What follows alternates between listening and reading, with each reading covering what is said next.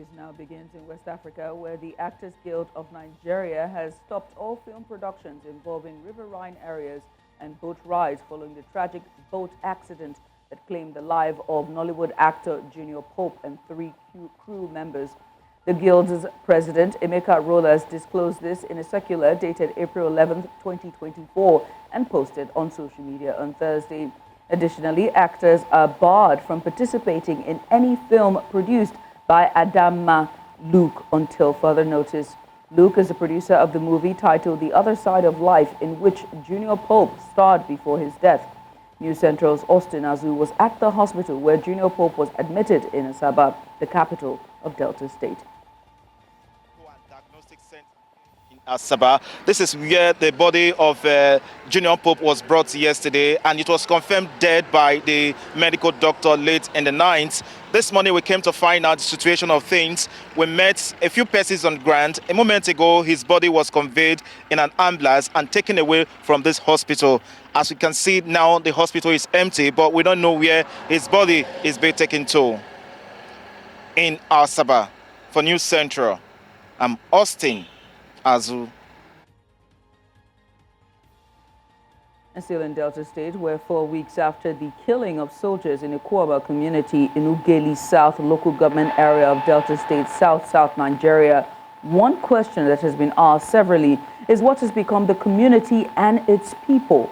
News Central's correspondent Austin Azu in this report brings us answers to the questions. His report. Okwama, a community along the Focados River, surrounded by arable land and water, is part of the Owo Kingdom in Ugeli South local government area of Delta State. There is hardly any formal information on when and how the community was founded, but it has an estimated population of 500 adults who are predominantly engaged in farming and fishing. Its closest neighbors are Ijaw-speaking Okoloba and Akubene communities and rural town of Orere and Amasumo. After the widely condemned incident of March 14, which led to the death of 17 soldiers, those who fled the community in the aftermath of reprisal from the military are still in their hideouts, mainly in thick forest. 4 weeks after, News Central attempted again to see what is left of the community. The first effort on land met a brick wall, as it was described as crisis zone. But this time, we captured the desolate community from the sky. Every building has been brought down completely, except a place of worship that is still standing. We could not differentiate which belongs to royalty or the commoner. Our same faith has befall all destruction. We then went in search of the people, though through the towns and villages and even on water. The search took us few days until we are able to locate these 109-year-old women and others. We spoke with them at different locations. The centenarian told us how she was rescued with her daughter from the community by soldiers when they arrived to burn down the community. Awesome. When you reach night after they burn the community, they can't carry a boat and daughter go put for the jet. You know, say the corner of the code they do where we say that the code they can't date. The soldiers are rather than the code. Akibu here na wakile tina kaya hena aeruko kama yoko gobo tulai okera watu hulena ikole na nyama bihero kona hiurie ikoyibie iboya ikole kwa iboya ya watu hulena ya yengimo imolo kwa ya engmere ho ya yehwe era kwa sa ku itiobo akalikoko di akara ede idibo ya nyama mepoko iri igari. Others told us of their losses in human lives and property. They appealed to President Bola Ahmed Tinubu and Governor Sheriff Oborevori to prevail on the military to leave their community so they can return home to pick up the pieces of what is left of their lives. The Lord born and only this Rapan and me for man. I'm not sure say those Rapa did this where I did first. I know if you get them because I did and only here as only this show what take come out. Then now alarm me. My phone said where they on top of my bed, they both the phone. I said they call my car and put run. They burn everything, both to Rapa, both to my sister, both to my husband, but party where they never share, they burn all of them. Really know what they happen. We beg government, I beg. The government hear our cry to restore the community back again. I beg government, I beg. We get old women when they don't enter bush. Most of them, some of them, they treat themselves. They are nowhere to be found. To eat now become problem. Everything they expensive for the Nigeria economic now. Make government still call us back. If maybe now the small cassava we get for bush where they not born, more still they harvest those one. They survive. Now hungry can't they kill the few people who remain for the community. I beg, make government hear our cry. Within the last 4 weeks, various groups and individuals have demanded justice for the 17 slate soldiers, urging the authorities to fish out the actual culprits and let the laws of the land take its course. 8 persons were declared wanted, among them a traditional ruler who handed himself over to authorities. At the same time, military search for suspect has not abated. The concern is that with every passing day, the pain borne by the innocent, worsened by homelessness and deprivation, is made heavier. In Ugele, Delta State, for News Central, I'm Austin Azu. And still on the aftermath of the conflict in Okwama, News Central's Austin Azu joined us on the news, and he has been keeping a tab on the story. Take a look. What happened to the Israelites in the Holy Bible after their walls were destroyed, the walls of Jerusalem? So it's going to be very difficult for these people when they return back. Finally, hopefully by the grace of God, once they return back, how they pick up the pieces of their lives again and begin life again. Is going to be a very tough decision for some of them to return home, because most of them might likely not going to start, have anything to start on. So it's going to be very difficult for them. But I believe home is home. So at the end of whatever decision that will be taken, probably they will be asked to go back home. Most of them will go back to their ancestral home and begin their lives again. The last time we had a media chat with the military, they assured us that the traditional ruler is hale and hearty, that is safe in their custody, that is still undergoing interrogation. So at the end of their investigation and interrogation, probably they will tell us the outcome of it. Away from Okwama, the federal government of Nigeria says non-academic staff members of universities will get half of their withheld salaries should President Bola Tinubu approve the payment of their salary arrears. Education Minister Tahir Maman, who stated this, argued that members of the Senior Staff Association of Nigerian Universities, SANU, and the Non-Academic Staff Union, NASU, were not on strike for the same period in 2022 as their academic counterparts. In March, SANU and NASU members embarked on a one-week warning strike to protest their withheld salaries by the federal government. The two unions berated the federal government for paying withheld salaries to the Academic Staff Union of Universities, ASU, while neglecting the non-academic unions. The education minister said the government has been doing everything possible to get a relief for them. Let's tell you about the family of the late former chairman of the Nigerian Exchange Group, Abimbola Ogunbanjo, who was killed in a Southern California helicopter crash in February, filed a lawsuit on Wednesday against the U.S. helicopter company. Now, the former chief executive officer of Access Holdings, Dr. Herbert Wigwe, his wife and son were also on board the ill-fated helicopter. The Ogunbanjo family stated that the flight should have been grounded because of treacherous weather. Now, relatives of Ogunbanjo in the court filing on Wednesday claimed that the charter company Orbic Air improperly flew the helicopter despite a wintry mix of snowy and rainy conditions in the Moha Desert, where the crash occurred on February 9th. The press enterprise has the reports. One of the attorneys who filed the lawsuit, Andrew C. Robb, noted that Ogunbanjo's family is seeking answers and accountability. Now, search and rescue operations are currently ongoing around the third mainland bridge in Lagos State after 2 persons fell into the Lagos Lagoon following an accident involving a commercial vehicle. The accident occurred around 11 a.m. on Wednesday when the brakes of the vehicle failed. Emergency management officials said marine police are leading the search and rescue operations to rescue the 2 adults in the lagoon. Other passengers have been taken to the General Hospital, Lagos Island. And still in Lagos State, the Governor Babajide Sanwo-Olu ordered the immediate and indefinite closure of the Dosunmu Market on Lagos Island following a devastating fire that razed 14 buildings on Tuesday. News Central reported on Tuesday that a fire broke out at the Dosunmu Market at about 11 a.m. Bettina Onweli gives us an update. The fire was seen still burning in some high-rise buildings in the market, with the fire service and other relevant institutions mobilized to bring down the affected buildings in a bid to extinguish the inferno. According to the Permanent Secretary of Lagos State Emergency Management Agency, LASEMA, Femi Oke-Osoyintolu, the fire affected about 14 buildings. The threats or the challenges are that some of the buildings that were burned are very, very unstable.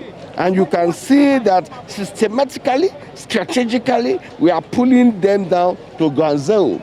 But however, before we could pull any building out, we will carry out solid material testing on all the buildings that were involved. From the last count, the number of buildings that were involved are 14. So we're on top of it. This incident comes barely 3 weeks after 4 buildings were destroyed by fire at the same market. Some shop owners expressed how the situation has affected them. The guy was pouring fuel inside generator and the thing went on a flame. From there he threw the fuel down and the fire started everywhere. So it was terrible yesterday, and from there all the buildings, you can see for yourselves, all the buildings, all of them got flamed up and burned down completely. I depend on my business to feed myself and my family. So it is really going to affect me emotionally and physically. All the authorities are doing their best. Firefighters are doing their best.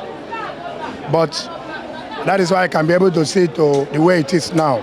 Because if not that, the way it was going yesterday, will have raised many buildings. But thank God that effort of many people, a lot of goods, worth millions, has gone down. Frequent fire outbreaks in the Nigerian market scene, with Lagos State's worst hit, have continued to raise concerns. Last month, the Lagos State Fire Service reported that at least 16 individuals died and property, estimated at 7 billion naira, was lost to fire outbreaks between January and March 2024. The manner in which buildings are situated in Lagos Island without allowance for space is critically dangerous. The onus now lies with the authorities to endeavor they put all that is needed in place in order to prevent such an incident. In Lagos, for News Central, Bettina Onweli. Let's talk politics. The Labour Party has issued a warning to the Nigerian Labour Congress against hijacking the political platform, saying it lacks the power to sack the Julius Abure National Working Committee. A statement signed by its National Publicity Secretary, Obiora Ifo, Labour Party described the stakeholders meeting as an illegal assembly of a handover of aggrieved former members of the party and some social media tigers who are not card-carrying members of Labour Party. He said the political commission of the NLC is a front for Comrade, Joe Ajaore, which he has empowered for his political ambitions come 2027. The party's response comes following Monday's resolution taken by the NLC Political Commission at a stakeholders meeting in Abuja. In a communique released after the gathering, the unionists vowed or they voided the national convention that returned Abure and his NWC members to office. And now to help us unpack this, we're being joined by Anderson Ashimota. He's a legal practitioner and Labour Party's factional gubernatorial candidate, Edo State. Anderson. Yes, thank you, and it's a pleasure joining you at this particular time. Thank you so much for coming on. Let's get started, shall we? And this time, I would like for you to just go right in and help us interpret the involvement of individuals like Comrade Joe Ajaore in this conflict, particularly in light of accusations that he may be using the NLC as a platform to further his political ambitions. Well, first, let me thank you once again and say a very beautiful good afternoon to our viewers worldwide and all members of the Labour Party. First, I think my position is that I'm going to try as much as possible not to delve or engage myself in speculations. Well, basically, I don't think that Ajaore has the capacity to deploy or employ Labour Party as a machinery to further his own political ambition. You know, I don't think so. He does not have that capacity. Presently, Ajaore is a member, is the president of the NLC, and that's exactly where it ends. It doesn't go beyond that. The member is the president of the NLC, and he cannot be acting in dual capacities. So he can't be using NLC and Labour Party side by side. So Labour Party has a life of his own. NLC has a life of his own. And of course, I can say to you today, from all that I know and all that we have gathered from Labour Party, the Labour Party has never at any time been funded by the NLC at any given point in time. And by their own trade union act, they cannot even do that anyway. They cannot even fund political party. So I really don't see him having the capacity or being able to use the Labour Party to further his own nest or to project his own political ambition. If he has any ambition whatsoever, I don't know. But that is why I told you earlier, I cannot, involve or engage myself in speculation. Right. If anybody says anything, because the man can come out and say, no, I have no political ambition whatsoever. He has not come out anywhere to tell anybody that he has political ambition. Right. So it's on that basis I will try as much as possible to limit myself to making some assertion that may be far-reaching. So all I can say is that nobody is using the Labour Party, or nobody has the capacity to use the Labour Party as an instrument to further their own selfish, egoistic political propensity. And there's no sorry, the Ajaore does not have that capacity. Labour Party is Labour Party, NLC is NLC. So whatever is going on and all that, obviously, I don't know, there could be a crack somewhere, in their relationship between Ajaore and the leadership of Labour Party. Labour Party chairman, Julius Aburi, because at a time they were working together. There was a time when the Apapa left fashion Labour Party, got a restraining order of the court, and they took over the secretariat. Ajaore was the one that led Aburi and some other persons to take over the Labour Party secretariat and said, when he was done, he used the language and said he came to fumigate the Labour Party secretariat and drive the rodents away. So he refers to every other person as rodents and all that. So he did that. So when he was good, he acknowledged Aburi as his own chairman. So somewhere along the line, obviously, I believe right now probably there's a crack in their relationship. But I don't also want to say that he is using Labour Party or anybody using Labour Party to further their own political ambition. So that is my take on that. So, okay, so there are allegations of corruption, forgery, and fraud that has been leveled against the Labour Party leadership. To what extent do you think that these allegations that have been leveled against the leadership influence the dynamics of this dispute that you just mentioned, and how should they be addressed? Well, first, the allegation of forgery and all that have been leveled against Aburi, you see, those are clearly criminal allegations, and there are, when allegation of crime or commission of crime is leveled against anybody, then it becomes the person against the state or the federal government. So the allegation of crime leveled against Abure, they are basically a crime against the Federal Republic of Nigeria. And the Federal Republic of Nigeria has the bounding duty, the almost probandi, to make sure they prosecute him, to charge him to court and make sure the man is prosecuted accordingly. If those allegations are leveled against him and no step is taken by the police or the Attorney General of the Federation, then obviously they will certainly end as mere allegations or just speculations, as it were. But if the allegations, if the institutions or the authority concerned, they take further steps, like we already gathered that they have done, we understand that the IG, the police, they have since minuted on the file to the Attorney General for onward prosecution of some of these allegations. Because if you look at the allegations involved, basically, the first one, the signature, the man forged the signature and seal of the judge. Then he forged the stamp and signature of the registrar. Then even went ahead to forge or concord the TSA receipt. He put code. And we wrote to the court to confirm whether these things were actually emanated from. And the court responded and said, these things do not emanate from them. The signature of the judge, the stamp and seal of the registrar, the TSA receipt, that they were all forged by Barrister Julius Abure. And it was on the strength of that the petition was done to the police. And the police carried out the investigation and they issued a preliminary investigation report. In that preliminary investigation report, Abure was indicted. So what was now required was to take the man, was to charge the man to court. And we feel that, yes, they are going to do that, but we have taken further steps to initiate the process, to get an order of the court compelling the police and the Attorney General of the Federation to perform their public duty. Because to perform their constitutional duty, which is to charge the man to court and make sure the man is prosecuted accordingly.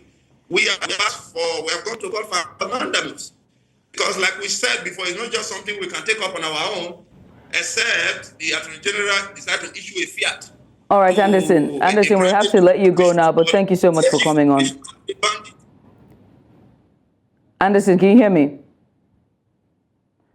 Many thanks for having, that was Anderson. He joined us to discuss the politics or the politicking going on with Labour Party, NLC, Abure versus Ajero. We'll move away from that now and talk about the Eid al-Fitr celebrations as the President of Nigeria, President Bola Ahmed Tinubu, has felicitated with the Muslim Ummah at Eid al-Fitr, an auspicious occasion that signifies the end of Ramadan, a hallowed season that reflects total submission to God Almighty and his command of sacrifice and service to humankind. We have details in this report. The prayers kicked off at exactly 10:02 a.m. at the Eid prayers ground at the Dodon Barracks in Obalende, Lagos, upon the arrival of the President of Nigeria, Bola Ahmed Tinubu.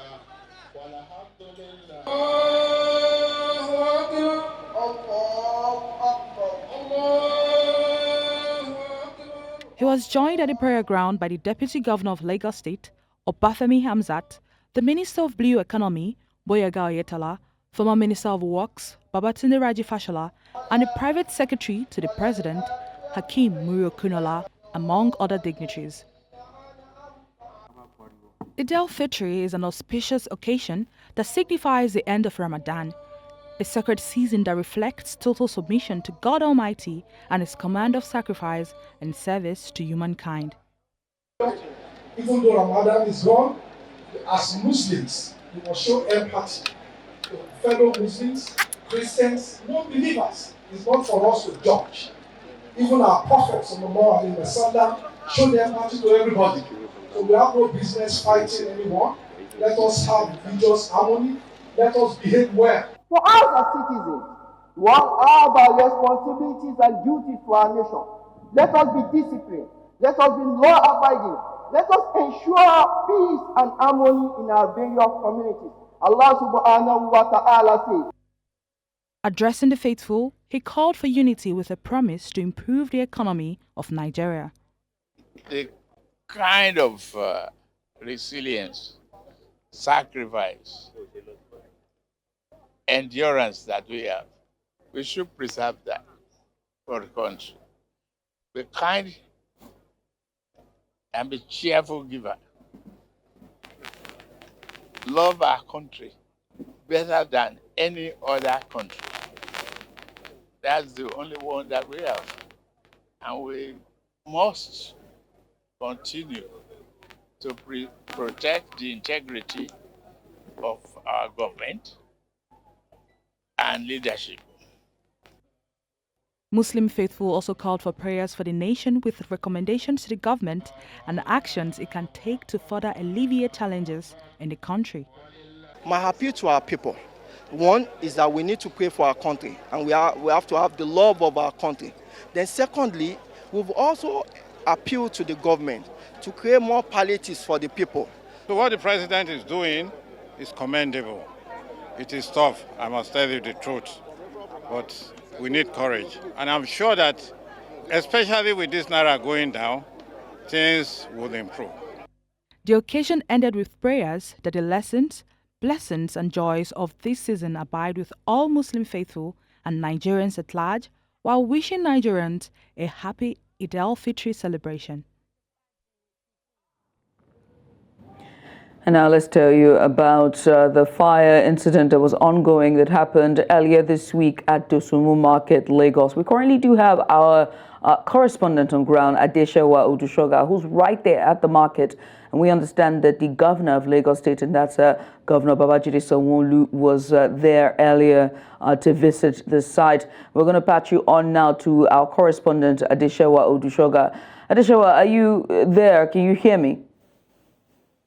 The scenes of the fire as it's ongoing there. There are still efforts being made by the fire service. We also do understand that 14 buildings were brought down so far to contain the fire, and also buildings that were structurally compromised. So far, so good. We also brought you reports where Bettina Onweli, one of our correspondents there, was also speaking to traders on ground there to tell us about how the fire has affected them and their business. Now, we do understand that this is not the first time there's been fire so far in the last couple of weeks when it comes to markets around Lagos, especially the Dosunmu Market. Now, these markets are very densely crowded and the buildings are close together side by side. So, of course, the buildings had to be brought down because of the fire. They had been structurally compromised with so much heat, so much weight. Most of these buildings are warehouses as well,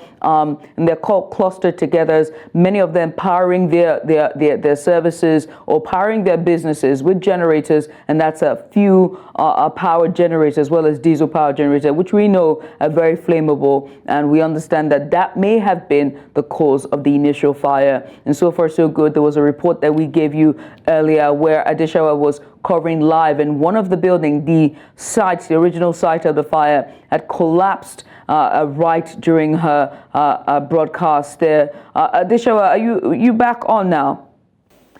All right, Adesewa, we'll try to still make that connection. If you can hear me, please let us know. But we do understand that the governor of Lagos State, Babajide Sanwo-Olu, was at the fire, the market there, where the site of the fire, and he was there making a visit. And I do understand that he spoke to pressmen and women at the sites there. But so far so good. We understand that 14 buildings have been brought down. The market has been closed indefinitely, and that means commerce as we know it, and the traders who are there at the venue have to stop, or rather the market have to stop their commerce and market and everything else. We do understand this is also Eid as well. And this is also coming off Easter holiday, coming into Eid al-Fitr, and this is just pretty much going into the second quarter. There's so many questions that need to be asked as to when the markets will be opened, what will be the way forward in terms of urban planning,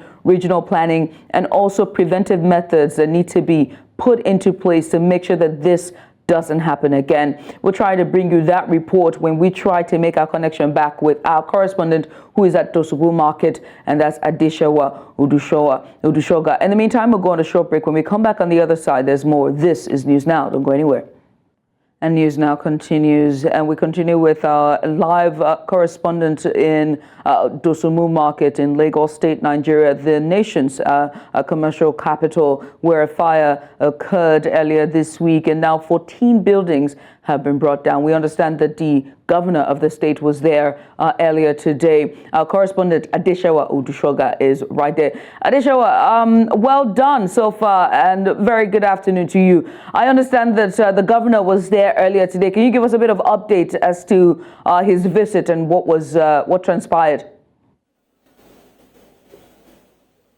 Hi, Judith. Good afternoon. Yes, a couple of minutes ago, the governor was here to brief the market. As unfortunate as this incident was, that having a total of 14 buildings coming down to the ground and being brought beyond recognition, the governor has to take some key, measures, and then the entire market of Dosunmu, Agarawu, Abusawa, and the like have been totally shut down. So every market within Dosunmu and its environs, numbering about 10 streets, have now been ordered for complete. The governor has ordered a complete closure of this market. So as it is now, the entire environment is there are no commercial activities going on now, and I just left to the other end where there was like stakeholders briefing between the market women and the lawmakers and also members of the CDAs, trying to make the market women understand why they must have to adhere strictly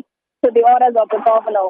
As much as we know that the market is actually the sole responsibility of the local government, but with situations such as this, we are having like an internal happening about 3 times in 1 month. First it was a small market just at the end of the crossing to the left, and now there's another one at Breadfruit area, very close to Balogu Market, and then now this. So it became necessary for the state government to take this measure, and now what it means is that both the affected market and every other market that is within this environment have been commercial activities have been stalled indefinitely. And I spoke with the market women, and I can tell you that emotions were running all over the place. And then we just one thing. There's been so much controversy around this anyway. There's been so much propaganda that has gone out of this particular incident. One is because it is becoming too common. So the market women, there's this controversy between the market women saying that this looks like something that is out of the ordinary. They're beginning to make references to terrestrial powers, spirituality, and all of those things. They said that a section of the market said, since it appears that you're responsible for our market being burnt down, so we are going to do the change to your market. And it's going to be an issue, it's that issue of who has the better powers, so to speak. I mean, while we might not want to attribute this to spiritual powers, but to safety and safety precautions that were not taken at the appropriate time, but this is the propaganda that is going through the minds of this market women. A lot of them are saying that they have nothing to fall back on. Many of them have their entire livelihood in this place, and it appears that some of them who even have people who are helping them with the whole marketing activities also have their buildings completely damaged into in this market. Now the governor has ordered a shutdown of the market, but the local government and the lawmakers representing this particular constituency are looking for a way to arrive at a consensus to see how the government, maybe the existing market can still benefit from whatever plans the state government is trying to put on later in the future. Because one of the major things we expect is that there's going to be a major renovation by the state government, and there's going to be like a resale of some of the properties that used to exist here. So the bigger question is, what then is there for the those that used to have their shops and businesses here after this incident and then it's complete closure? So where do they turn to? What do they rely on for the time being? It's already enough that they've lost all they've got, but they might have to lose their properties forever to the state government because of this unfortunate incident. Adesewa, I would also, there's so many questions that need to be asked, and you also raised very pertinent points as well, and issues that need to be raised as well. Number one, their livelihood. Two, reconstruction. Three, rebuilding what has been taken up by the fire. And also third, whether or not they have insurance, because insurance is also very important in putting this, and what it would cost, whether the local government, whether the market women or the persons, the traders at the market, the traders association of the market, as well as the state government in restructuring, what it would be like, and also the future ahead, because planning is really important when you think about it in the long run. How will these buildings be able to get permits, and they're able to build in such clusters and be there for years? This didn't just happen overnight. This has been happening. We've been seeing buildings. I mean, when you look at the entire landscape and urban planning of Lagos, it begs to ask the question of how these people are getting permits to build so close to each other, and in spite of the risk. I mean, last month, March, it was named as one of the hottest month ever in record, and we know that 2 fires happened last month, and one of them was also in the market as well. And so those are the questions that need to be asked as well. We are in a tropical area, and we use flammables, and we have to power ourselves in terms of electricity, and a market for sure, they're powering themselves at least 12 hours a day. There's so many questions need to be asked. But Adesewa, many thanks for coming on. We appreciate you for doing this.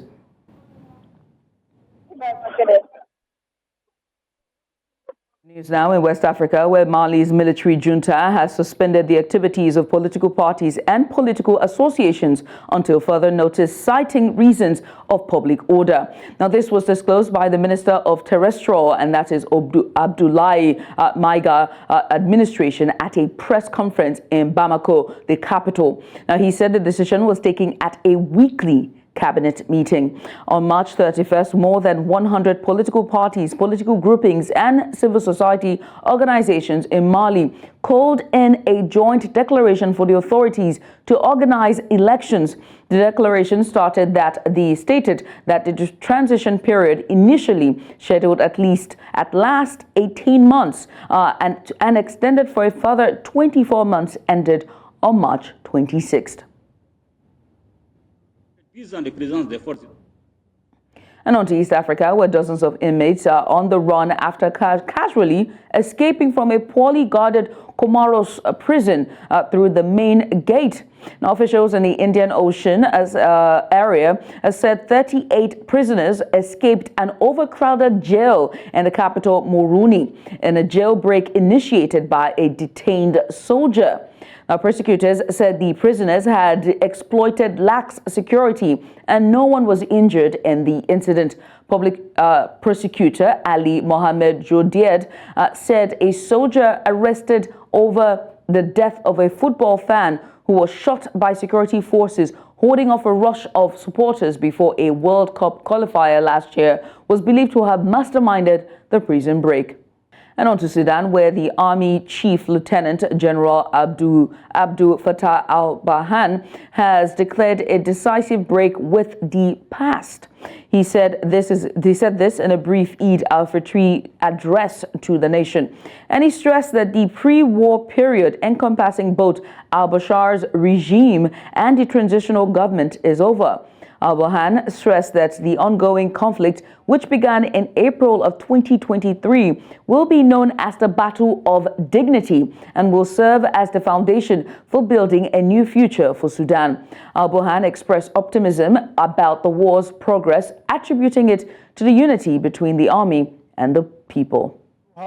بالصوت العالي لا عودة لما قبل 15 أبريل 23 ولا عودة لما قبل 25 أكتوبر 22 ولا عودة لما قبل أبريل 2019. شعب السوداني الأبي الكريم، نستكمل الحديث بإذن الله بعد النصر في معركة الكرامة. هذا النصر الذي يقترب أكثر كل يوم بفضل وحدة وتلاحم الشعب مع قواته المسلحة. And that's all at this hour. But before we go, let's take another look at some of the major stories.